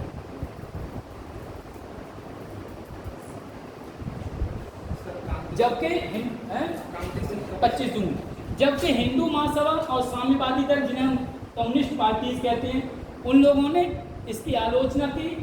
मुस्लिम लीग ने भी शुरू में आलोचना की, कांग्रेस ने भी आलोचना की, लेकिन हमने जो पॉइंट बताए डेट कि इस डेट में दोनों ने एक्सेप्ट कर लिया था इसके लिए। Rightly said. अब फटाफट 2-3 पॉइंट लिखिए। 9 पहले लिखिए कि जुलाई 1946 में CMP कहेंगे हम, कैबिनेट मिशन प्लान को, के अनुसार इलेक्शन हुए। ये वैसे इसका है नहीं, फिर भी कभी कभी पॉइंट आ जाता है, ऐसी रफली लिख लीजिए। जुलाई 1946 में कैबिनेट मिशन प्लान के अनुसार इलेक्शन हुए, जिसमें कांग्रेस ने 210 सीटें जीती थी। कितनी? 210 सीटें। मैं इसलिए बता रहा हूँ, आपको पता है 3 सितंबर 1946 को कांग्रेस ने एक गवर्नमेंट फॉर्म की थी, जिसमें इसने मुस्लिम लीग पार्टिसिपेट नहीं की, लेकिन बाद में उसने 26 अक्टूबर को मुस्लिम लीग भी इसमें इंटरिम गवर्नमेंट में शामिल हो गई थी। 3 बार गवर्नमेंट बनी, एक 1922 में बनी थी, 1937 में, 1946 में ब्रिटिश राज के जमाने में, और बाकी छोटी मोटी पार्टियाँ थी, लेकिन 78 सीट मुस्लिम लीग को मिली थी इसमें। ठीक है, यूनियन पार्टी को मिली थी, कम्युनिस्ट को मिली थी कुछ। कुल मिला के ये तक कांग्रेस की 296 सीटें थी टोटल। वो 296 में से 212 थी और मुस्लिम लीग की 73 थी। क्या हुआ बोलो? Anything, any doubt? आप पीछे बैठे ना, इसे आगे सीट पे इधर आ जाते। 296 टोटल कांग्रेस की, सॉरी 296 में से 212 और मुस्लिम लीग की 73। ये जस्ट रफली। Now coming to our point, first meeting of constituent assembly, संविधान सभा की पहली बैठक। देखिए first meeting of constituent assembly, ठीक है, पहली मीटिंग 9 दिसंबर 1946 को पहली मीटिंग हुई, जिसमें सच्चिदानंद सिन्हा को अस्थायी अध्यक्ष बनाया गया था। सेकंड मीटिंग 11 दिसंबर 1946 को हुई, जिसमें डॉक्टर राजेंद्र प्रसाद को स्थायी अध्यक्ष बनाया गया। 13 दिसंबर 1946 को नेहरू ने संविधान सभा के उद्देश्य प्रस्ताव पास किए। किसी ने पढ़े उद्देश्य? बड़े इंपॉर्टेंट है। अगर आप उस उद्देश्य को देखोगे तो एक संक्षिप्त में ये कहा गया है कि हमारा संविधान कैसा होना चाहिए, और वो उद्देश्य प्रस्ताव के कारण ही शायद सरदार वल्लभ भाई पटेल 263 राज्यों को एक करने में कामयाब हुए। क्यों? उसमें ऐसी चीज़ें दी गई थी कि किसी भी क्षेत्र के लोगों को उन्हें जो सुविधाएं देना चाहिए वो सब संविधान के अनुसार दी गई थी। ठीक, उन्हें देख लीजिएगा, कहो तो आप बता दें क्या चाहते हो। देखिए नंबर 1, लेकिन आपको कलम तेज चलाना पड़ेगी, बहुत इंपॉर्टेंट है। देखिए इंग्लिश वाले एक्सक्यूज मी क्योंकि बहुत मुश्किल हो जाएगा, दे देंगे आपको डाउनलोड करके, ठीक है। संविधान सभा अपना पक्का व सत्यनिष्ठ इरादा, और लंबा पड़ जाएगा भाई, चलो लिखिए। अच्छा, संविधान सभा अपना पक्का या समझा दें, लिखने में टाइम वेस्ट होगा, हाँ बस अच्छा रहेगा।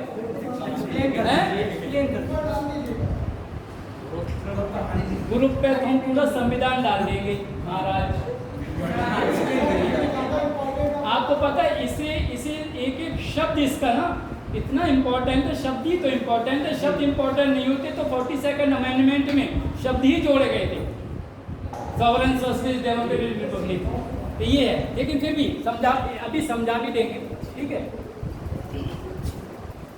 संविधान सभा मतलब जो संविधान हमारी बनाने वाली सभा है, अपना पक्का व सत्यनिष्ठ ईमानदारी के साथ पक्का इरादा क्या करती है कि भारत को एक स्वतंत्र अपना तंत्र जिसका हो, प्रभुत्व संपन्न जिसे किसी बाहरी सरकार का दबाव ना हो, गणराज्य घोषित करती है। गणराज्य का मतलब ऐसा हमारा राष्ट्राध्यक्ष होगा जो हमारे प्रतिनिधि द्वारा चुना जाएगा, ठीक है। और प्रशासन को, और हमें अब देखो मेन उद्देश्य इसका, और प्रशासन को एक संविधान तैयार करना चाहती है। एक हमें इसका मतलब दो चीज़, एक तो हमें गणराज्य के बारे में बताया, दूसरा प्रशासन को हमें संविधान नियम कानून के लिए। दूसरा उसका उनका उद्देश्य था कि बेराष्ट्र जो ब्रिटिश भारत जो ब्रिटिश के अधीन है, 292 जो हमने बताए थे, देशी रियासतों जिस पे राजा और महाराजाओं के नरेशों की सरकारें हैं, या भारत के बाहर हैं जैसे सिक्किम भूटान वगैरह थे उस वक्त, ठीक है, के बाहर हैं, स्वतंत्र इच्छा से भारतीय संघ में शामिल होना चाहते हैं। जो स्वतंत्र इच्छा से, देखो सबको उन्होंने इनवाइट कर दिया, शामिल होना चाहते हैं, उनका एक स्वतंत्र प्रभुत्व संपन्न संघ होगा जिसे भारत कहा जाएगा।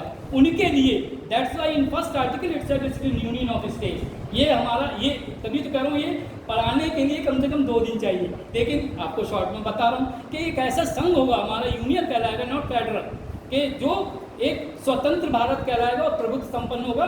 बाहरी आपके, अगर इसका मतलब ये होगा अगर जो बाहर के राज्य हमारे साथ मिलना चाहते हैं, अगर उनके ऊपर कोई बाहरी आक्रमण होता तो हम उनका बचाव करेंगे, हम उनसे संरक्षण देंगे, सुरक्षा देंगे और बाहरी किसी भी आक्रमण से बचाव भी करेंगे। ये उन्होंने सच्ची और सत्यनिष्ठा के साथ कहा, पहला सेंटेंस जो अटर हो रहा है।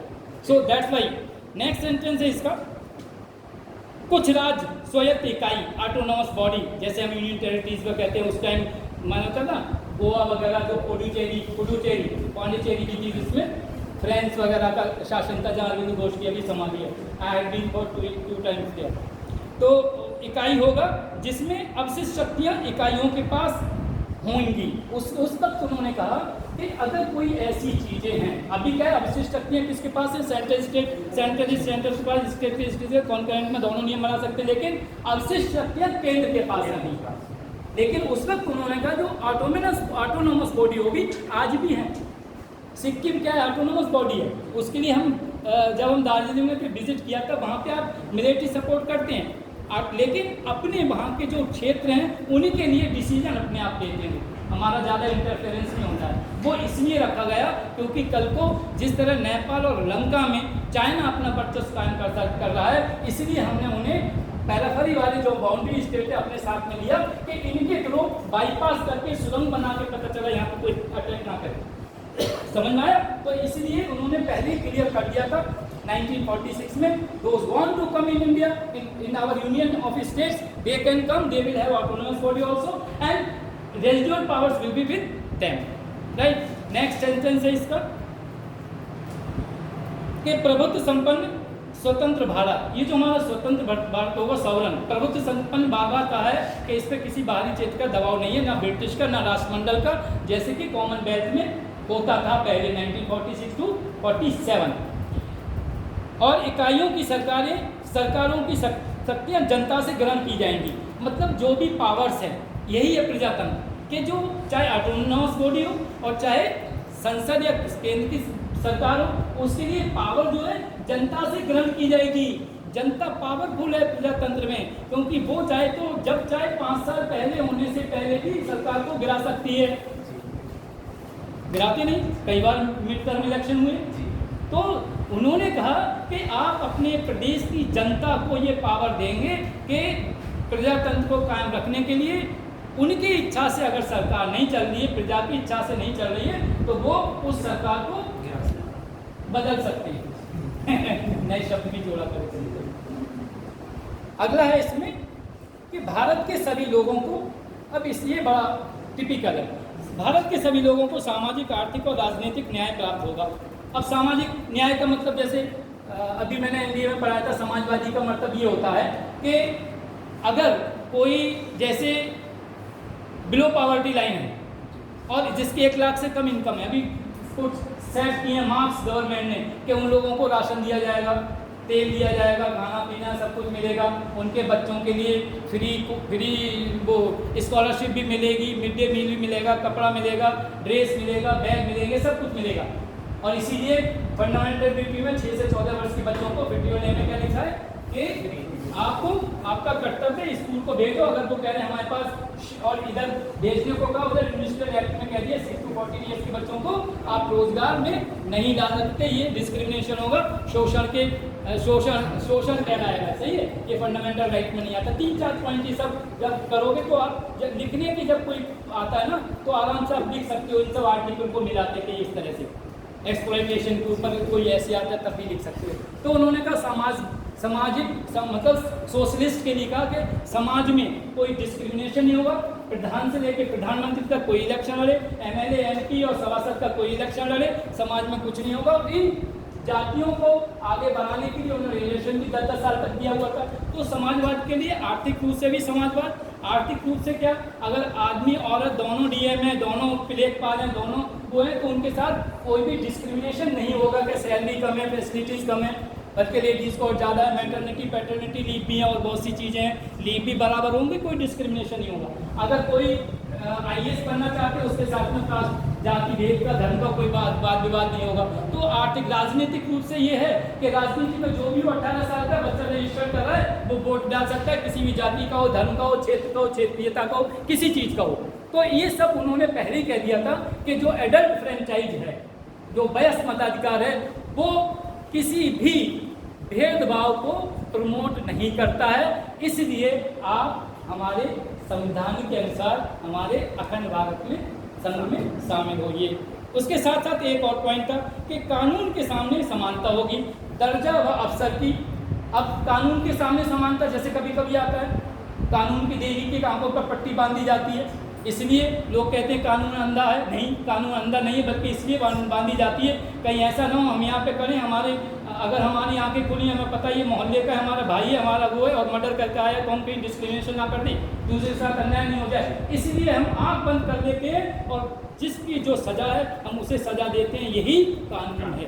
That's why not to favour, नहीं तो वही हो जाएगा अंधा बांटे रेवड़ी अपने अपने को दे, हिंदी की कहावत है ना, वो रेवड़ी सबको अपने को ना दे, इसीलिए उन्होंने कहा कि न्याय के सामने या कानून के सामने सबको समानता होगी। और अगला उन्होंने कहा जवाहरलाल नेहरू जी ने कि दर्जा, स्टेटस, अवसर, अपॉर्चुनिटी और के सामने समानता होगी, सबको बराबर अवसर मिलेंगे, सबको ये नहीं है कि इस क्षेत्र में सेंटर नहीं पड़ेगा इसका, TTO या PGTO जिसका भी सेंटर बीएड का, इसका सब डिस्क्रिमिनेशन नहीं होगा, जो जिस क्षेत्र का है उसके हिसाब से होगा। दर्जा, अवसर प्लस विचारों की समानता होगी, विचारों के साथ में न्याय होगा।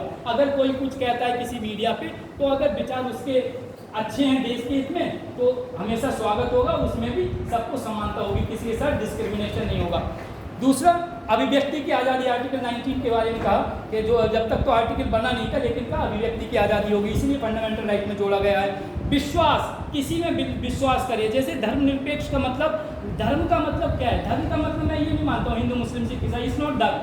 धर्म क्या है? धर्म वो है भाई और बहन का होता है, माता पिता का धर्म है बच्चों की पढ़ाई शिक्षा देना, उनके लिए पूरी देखभाल करना, एक व्यक्ति का कर्तव्य, देश के प्रति क्या है, राष्ट्र का धर्म क्या है, भाई बहन का धर्म क्या है, भाई भाई का धर्म क्या है, ये सब धर्म कहलाते हैं। हमारा राष्ट्र के प्रति हमारा ये धर्म है कि हम जिसका पेमेंट मिल रहा है माएँ और पढ़ाई कराएं, अगर हम नहीं करते हैं वो धर्म ही, धर्म का मतलब ये है। और सेकुलर का जो शब्द होता है धर्म नहीं, वो संप्रदाय है। किस संप्रदाय को आप, किस रूट मतलब जड़ नहीं, रूट मतलब किस रास्ते को फॉलो करना चाहते हैं, वो संप्रदाय कहलाता है। इसलिए धर्म निरपेक्ष नहीं, सेकुलर का मतलब है पंथ निरपेक्ष। कौन से पंथ माने पथ, किस पथ को अपना रहे हैं, माइथोलॉजी क्या अपना रहे हैं आप, किसी कोई आशाराम बापू को मानता है, कोई निर्मल किसी को मानता है, कोई किसी को मानता है, अपने अपने मानते हैं, लेकिन ठीक है। तो उन्होंने कहा अपना विश्वास आपका किसे कहता है, कोई अपने घर में माता पिता की पूजा करता है, कोई निराकार की पूजा करता है, कोई साकार की पूजा करते हैं। अब हम देखे जाए तो सभी धर्मों में कोई ना कोई प्रॉब्लम है, देख लो, हिंदू में वैदिक सनातन है, मुस्लिम में शिया सुन्नी है, और सिख में साकार निराकार है, कम्युनिस्ट उसमें क्रिश्चियन में कैथोलिक और प्रोटेस्टेंट सभी। और मैं अंदर जाऊँ तो बहुत लंबा हो जाएगा chapter, let us close the topic. तो मोटी मोटी बातें आपको बताना ही है। तो coming to our point next, कि विश्वास के साथ साथ धर्म का मैंने बताया, और दूसरा व्यवसाय और कार्य की नैतिकता के अंतर्गत स्वतंत्रता होगी। ये सेंटेंस बड़ा इंपॉर्टेंट है कि किसकी क्या बताया था, व्यवसाय और कार्य की नैतिकता के अंदर। अब नैतिकता ये कि मैं तो व्यवसाय करूंगा, क्या नैतिकता, ड्रग बेचूंगा, नैतिकता नहीं। व्यवसाय, कार्य क्या, पटरी में जाके मैं समझ गए ना, पटरी में जाके ये कार्य है, कोई बड़ी जान हथेली पर रख के काम करता हूँ, नहीं, नैतिकता है। आपका कार्य क्या है, आपके द्वारा किसी को ठेस ना पहुँचे, किसी के शारीरिक ठेस ना पहुँचे, मानसिक ठेस ना पहुँचे, इसलिए उन्होंने शब्द जोड़ा है कि जो भी आप कार्य करेंगे उसके अंदर नैतिकता होगी, जो व्यवसाय करेंगे उसके अंदर नैतिकता होगी, तब हम आपके संविधान आपको सपोर्ट करेगा, नहीं तो गॉट इट। आगे उन्होंने कहा कि इन्हीं नैतिकता के अंदर स्वतंत्रता होगी, और जिसमें काफ़ी संरक्षण अल्पसंख्यकों, पिछड़ी जातियों व कबायली क्षेत्रों को होंगे। तो 370, 71 A, B, C, D सब कहा गया है, वो पूरा SC, ST और नोमैडिक एंटी एक ट्राइब होती है। नोमैडिक ट्राइब जिसे घुमक्कड़ जातीय कहते हैं, जैसे कहते हैं लोग बागों में रहने वाले लोग हो जाते थे पहले, आजकल कम मिल रहे हैं, आजकल वो भी बड़े बैठे हो गए हैं। उनके लिए भी उन्होंने स्वतंत्रता दी थी, और कहा कि गणराज्य की, नेक्स्ट पॉइंट है, गणराज्य की अखंडता को सुरक्षित रखा जाएगा। कैसे सुरक्षित रखा जाएगा? आर्मी, नेवी, एयरफोर्स, माने भूमि, समुद्र तथा वायु के द्वारा सुरक्षित रखा जाएगा। इसीलिए आपने देखा होगा समुद्र में भी हमारी बाउंड्री लाइन होती है, वहाँ से कोई भी जहाज क्रॉस करता है हम पकड़ लेते हैं।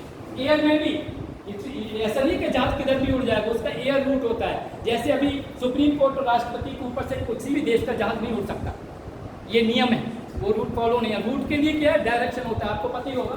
फिर again coming two point, geography वालों ने पढ़ाया होगा कि 1 4 डिग्री बराबर 1 मिनट, है ना, उसका पूरा एंगल पढ़ाया होगा। तो किस तरह से कौन सा रूट होता है, अगर रूट ना हो तो पायलट को तो रात में पता ही नहीं चला जहाज कहाँ होता है, रूट ना हो तो नेवी वाले जो एडमिरल्स हैं उन्हें पता ही नहीं चले जहाज किधर चला, इसलिए वहाँ पर लाइट हाउस होता है समुद्र के किनारे, जैसे कहते हैं प्रकाश स्तंभ, उसे देखकर ही जहाज उस सी शोर पर जाता है। जैसे अगर भी वहाँ पे शाहजहाँपुर से बाहर आप निकलो तो देखा अरे आसमान तो यहीं पर है, कुआं में ही लटक रहा है, साइकिल से गए, बोले दौड़ कर पकड़ लेंगे, फिर आगे चला गया, पता चला 10 महीने लग गए, वापस ही नहीं आए, समुद्र से ही डूब गए।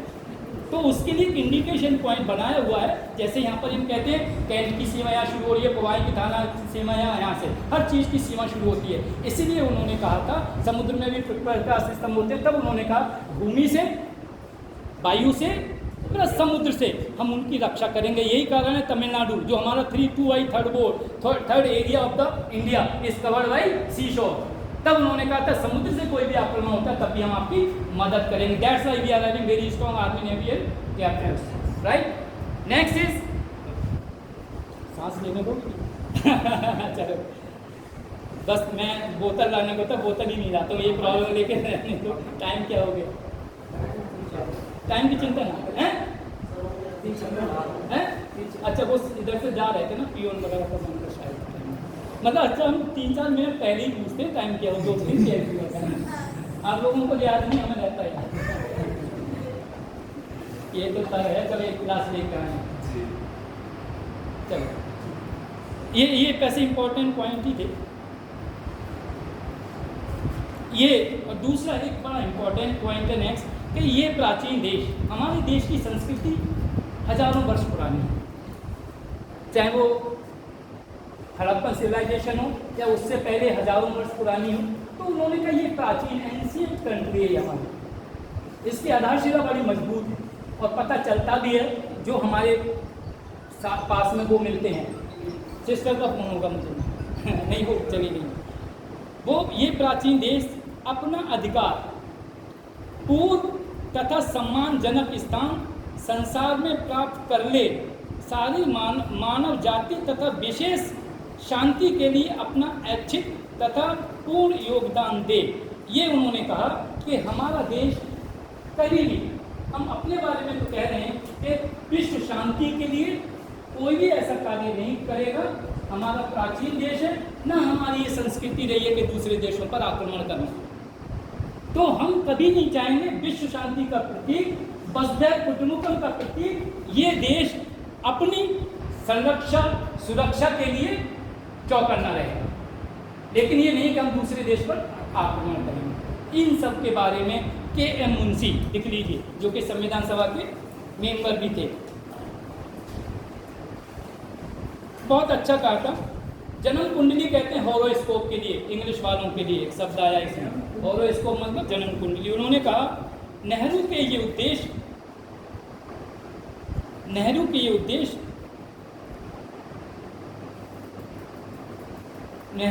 उद्देश्य संबंधी प्रस्ताव ही हमारे स्वतंत्र गणराज्य की जन्म कुंडली है। हमारे स्वतंत्र गणराज्य की जन्म कुंडली है। इस संविधान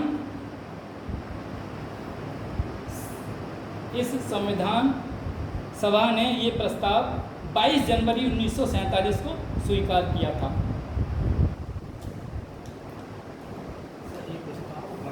जनवरी 1947 को। अब इसमें यही तो है, क्योंकि दिसंबर में हुई थी क्या, 22 जनवरी 1947। अच्छा हिंदी थोड़ा समझ में नहीं आती होगी।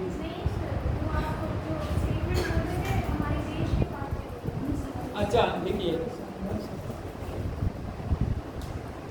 हमारे स्वतंत्र गणराज्य की जन्म कुंडली है,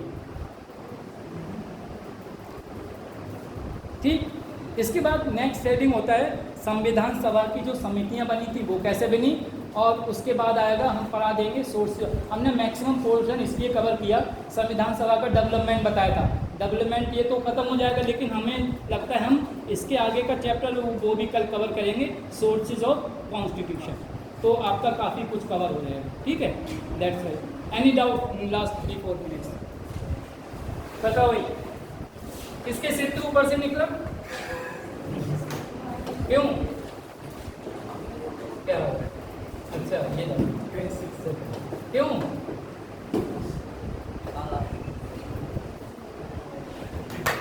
किस किस की समझ में इसे बंद किस किस की समझ में नहीं ये भी बड़ा गाना आते